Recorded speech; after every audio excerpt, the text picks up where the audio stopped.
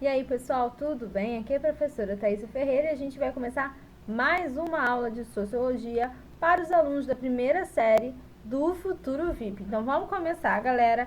Vamos continuar. Hoje, na verdade, a gente vai fechar o capítulo de Weber, tá? Nós já estamos vendo algumas semanas e hoje a gente vai finalizar esse capítulo. Bom, nós já falamos algumas coisas relacionadas ao conteúdo de Max Weber, né? Não podemos esquecer o conceito de estratificação social, que nós já falamos, dos tipos de ação, as ações, né? As ações racionais, que são com relação ao objetivo e a valores, as ações tradicionais e a ação afetiva, que eram o foco do estudo, né? E da discussão de análise de sociedade desse intelectual. Seguindo aqui, voltando de onde paramos, cadê? Pronto. Vamos falar agora sobre a sociologia compreensiva do Max Weber. Estamos acostumados, vimos, né, estudamos como o Karl Marx fez uma análise de sociedade, né? Ele fazia uma análise de sociedade baseada nas relações econômicas que existiam entre os indivíduos. Tá? A relação do indivíduo com o capital, do capitalista com o proletário, as relações de exploração, as relações que existiam de poder, de disputa de poder dentro das sociedades. Nós vimos tudo isso. E agora a gente vai começar a ver como foi a análise do Max Weber nesse aspecto econômico quando ele começou a fazer uma avaliação de sociedade.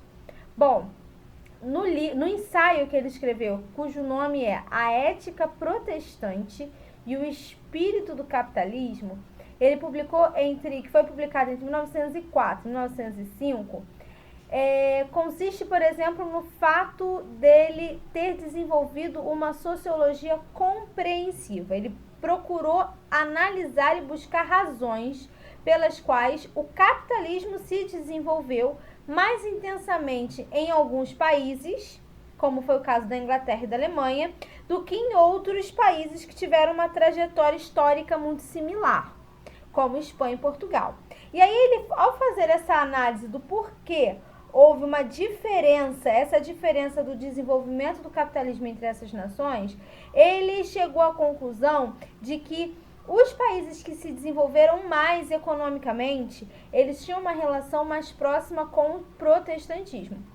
Em contrapartida, os países que se desenvolveram mais lentamente, que demoraram mais a construir uma ordem capitalista de desenvolvimento econômico, de crescimento industrial, eram países mais ligados à Igreja Católica. Mas por que isso?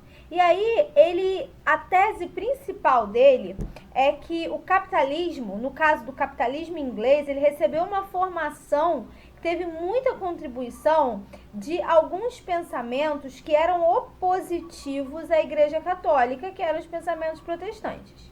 E aí ele traz à tona o estudo sobre os trabalhos de Martinho Lutero e João Calvino.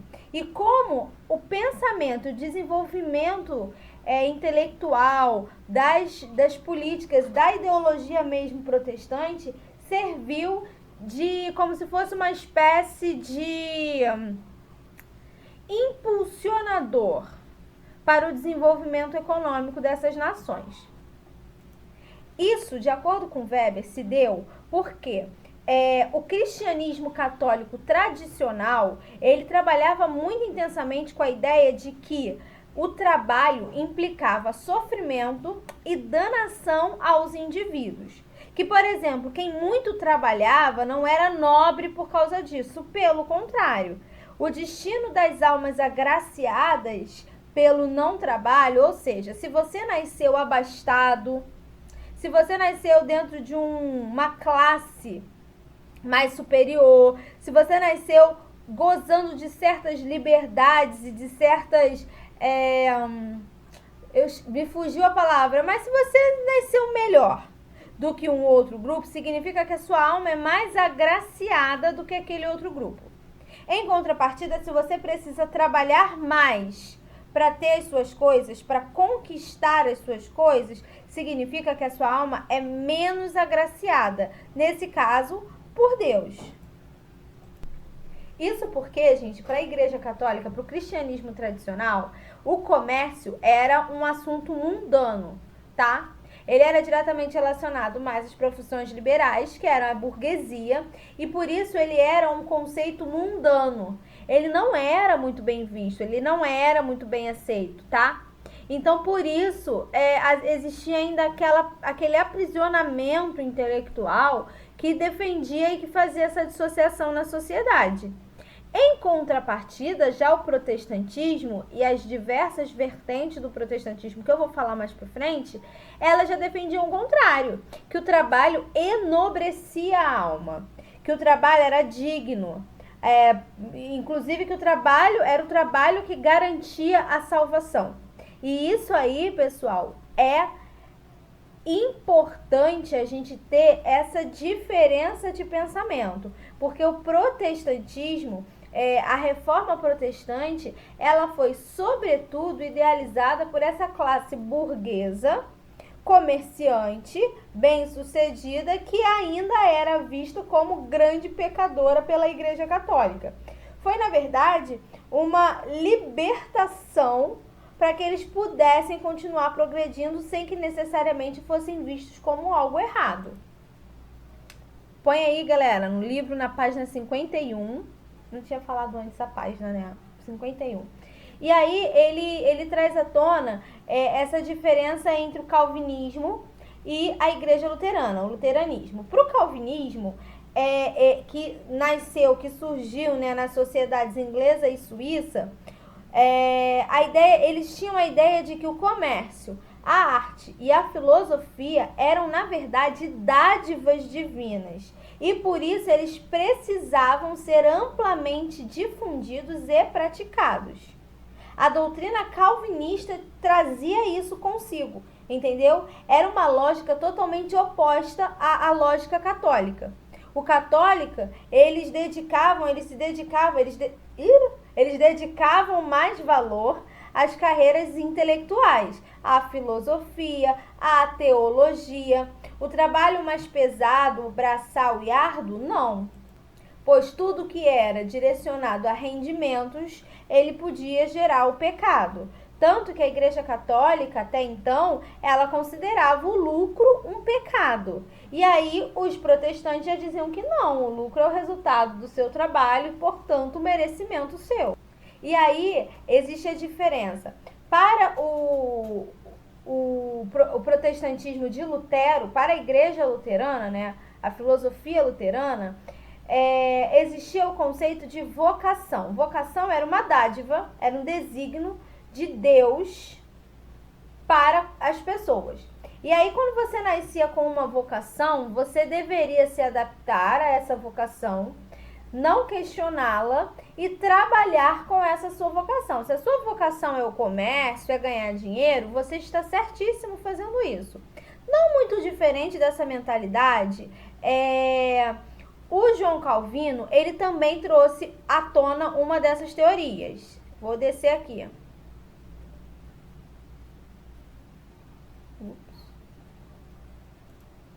Que é a teoria da predestinação. É um pouquinho diferente, tá? De acordo com a teoria da predestinação, todo mundo já nasce com um destino predestinado. Não, destino predestinado ficou feio, né? Ele já nasce com destino predeterminado por Deus. Então, independente do que você for fazer, isso aí já está predestinado. Isso aí Deus já determinou para você antes mesmo de você nascer. Então, se você quer progredir, se você trabalha, isso faz parte do seu destino. E que é uma vida de virtudes, de você honrar esse destino que vai te levar ao caminho dos céus. Entendeu? E essas virtudes, galera, faziam parte completamente da teoria do João Calvino, que era o trabalho árduo. Nessa lógica, quanto maior o sucesso material que o indivíduo conquistasse, mais ele seria agraciado por Deus, entendeu? Segundo os calvinistas, quem trabalhasse mais e progredisse mais estava cumprindo melhor a sua virtude. Entendeu? Estava vivendo uma vida de virtudes mais intensas, mais visíveis e mais agradáveis aos olhos de Deus. E isso tudo, gente, era uma lógica bem racional, tá? Eles trouxeram essa racionalidade para o pensamento religioso. E aí, gente, nesse contexto de desenvolvimento econômico, de crescimento das sociedades, de crescimento, de aumento e intensificação dessas relações econômicas e financeiras, de acordo com o Weber, ia chegar um momento em que esse avanço científico do mundo ele ia ser tão intenso que ele ia gerar um estado de desencantamento do mundo. Ou seja, toda aquela mentalidade mítica daria lugar a uma mentalidade científica. A influência do pensamento mítico e religioso seria cada vez menor à medida que a sociedade se desenvolvesse cada vez mais, tá? Então, ele dizia que com o avanço da ciência e com a chegada desses tempos modernos, haveria uma hegemonia racional, tá? A realidade que se viveria, a realidade do pensamento, ela seria muito mais racional e cada vez menos mítica. Então a tendência é que as pessoas temessem cada vez menos a esses conceitos religiosos e se apegassem cada vez mais aos conceitos científicos. E aí, com isso, vem o conceito de dominação, com o desenvolvimento e o avanço dessas sociedades. E aí ele fez uma análise sobre os tipos de dominação que existem dentro de cada sociedade. Vamos acompanhar aqui comigo no livro, galera. E para Weber, o que caracteriza a instituição do Estado? Para ele, a legitimidade do Estado, da instituição do Estado, ela se encontra no fato dele ser o único a poder ter liberdade de usar a violência física como um método de correção e de ordem social. E, de fato, gente, o Estado é o único que tem essa capacidade. Daí, quando fora do Estado, outras instâncias começam a usar a violência física para resolver situações, ele dizia que era uma dimensão social em que as coisas acabaram perdendo completamente controle.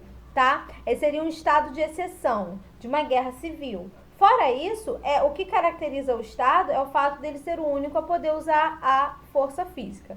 E daí existem vários tipos diferentes de dominação. E ele escreve, e ele estabelece e classifica cada um desses tipos puros de dominação legítima, que correspondem a essas dominações que são usadas em diferentes modelos de sociedade. Por que fala legítima? Legítima porque ela é aceita.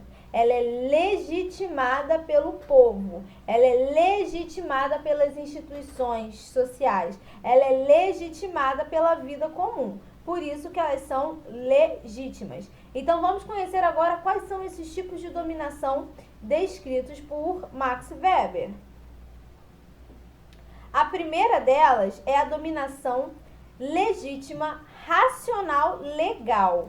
Nesse caso, a gente pode dizer que é um exemplo muito baseado no Estado moderno. Por quê? Porque ele é o tipo mais puro de dominação burocrática. É aquele que é marcado pela impessoalidade, pela legalidade. Nesse caso, racional legal porque é racional, é lógico, é consciente e é legal porque é institucionalmente reconhecido. Ou seja, por exemplo, quando a gente faz uma eleição e a gente escolhe os nossos representantes. Eles exercem uma dominação que é legítima, porque foi legitimada pelo povo, ela é racional, porque ela é movida pela lógica, e ela é legal porque é institucionalizada, ela é burocratizada, ok? Em seguida, vem a dominação legítima tradicional, que ela é a obediência que é definida pela tradição ou costume. Ou seja, é o conceito da dominação patriarcal, do pai, do soberano, desse chefe do clã. É aquele conceito de que tem uma figura que tradicionalmente ela é obedecida, ela é respeitada, ela é reconhecida. Isso aí, gente, é imprescindível para que a gente entenda como funciona a mentalidade até mesmo dessa dominação patriarcal. Porque ela é tradicional. Tudo que é tradicional é passado de geração em geração. É ensinado de geração em geração. Faz parte das tradições locais de um determinado ambiente, de uma determinada sociedade. E por que, por exemplo, o rei reina por décadas? E depois que o rei morre, quem assume é um filho dele, um príncipe. É passível de questionamento? Até é, mas tradicionalmente ele é aceito. Da mesma forma da figura do pai, do homem, da liderança masculina patriarcal, isso faz parte de uma dominação tradicional. Em seguida vem a dominação legítima carismática, galera.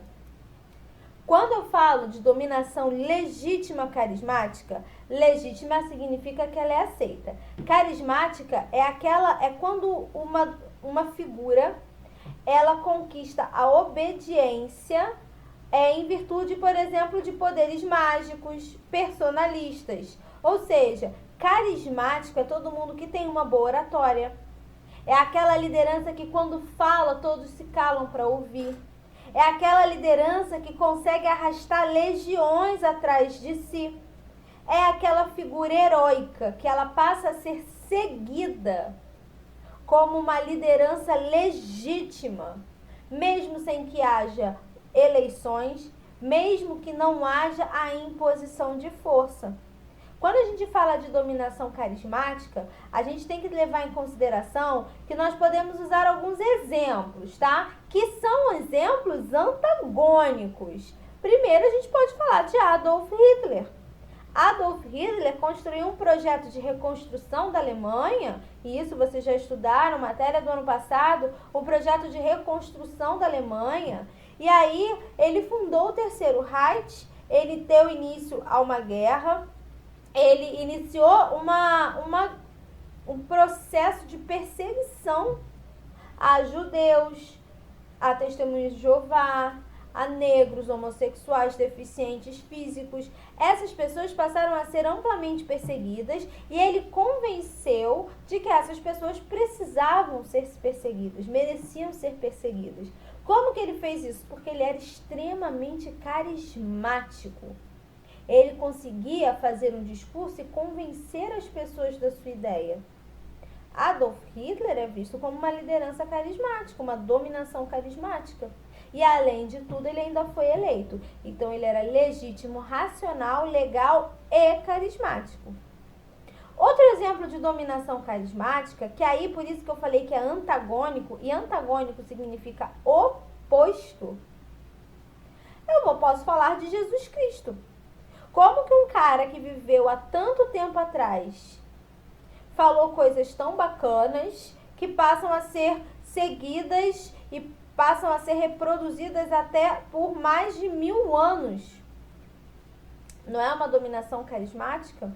Então, quando a gente fala de dominações carismáticas, a gente tem que levar em consideração pessoas que conseguem, com as palavras e algumas ações, mas que não sejam necessariamente a imposição de força física, elas conseguem carregar uma legião, convencer um grupo de pessoas. Então, para o Max Weber, uma sociedade ela poderia ter um desses 3 tipos de dominação legítima, tá? Ah, professora, e caso de ditadores, por exemplo, aí no caso dos ditadores, a dominação não é legítima.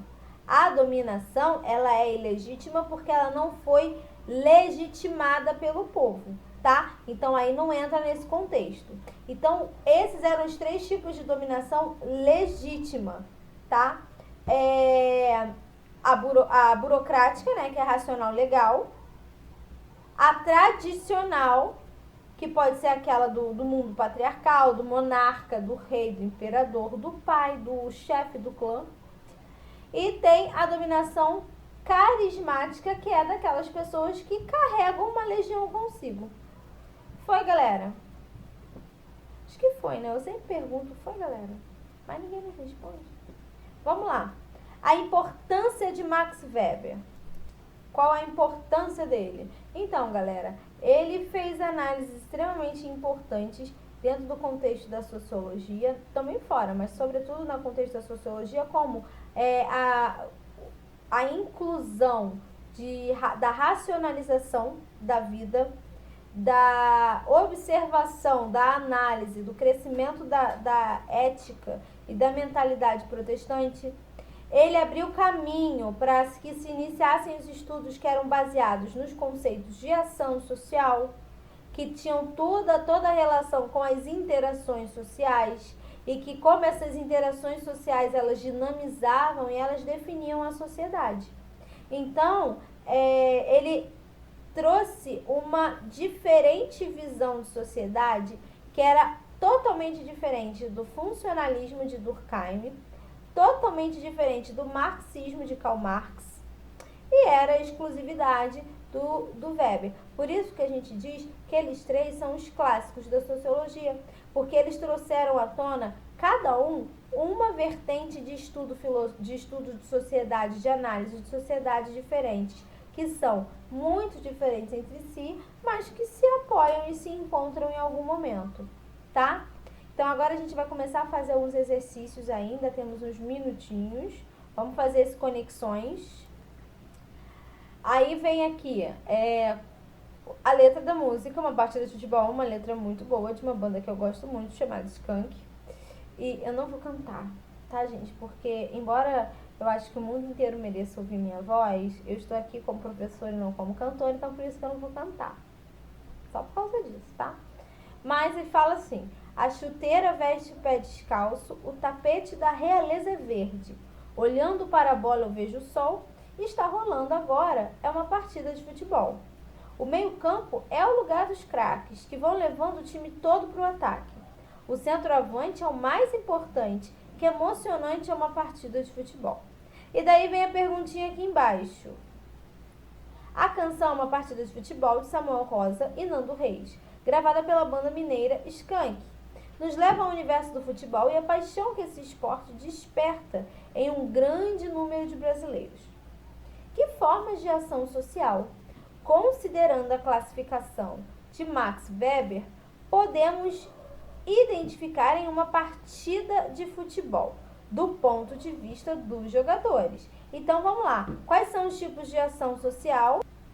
Galera, nesse contexto a gente pode usar exemplos dentro de uma partida de futebol, todos os tipos de ação social que a gente estudou, os 4 tipos. Lembrando que existe a ação social racional relacionada a um objetivo, a ação social racional relacionada a um valor, a ação tradicional e a ação afetiva. Então, a canção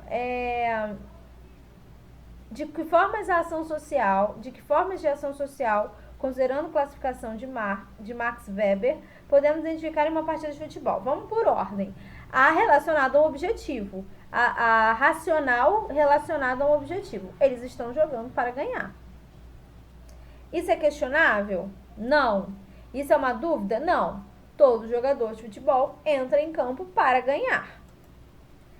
Quando ela é relacionada a valores, por exemplo, são os valores morais e éticos. Quando a gente fala de valores morais e éticos, a gente pode considerar, por exemplo, quando o jogador está ali, cara a cara com o gol, pronto para chutar, mas ele viu que um atleta da equipe adversária levou uma falta que o juiz não viu, que o árbitro não viu, e está caído no chão machucado.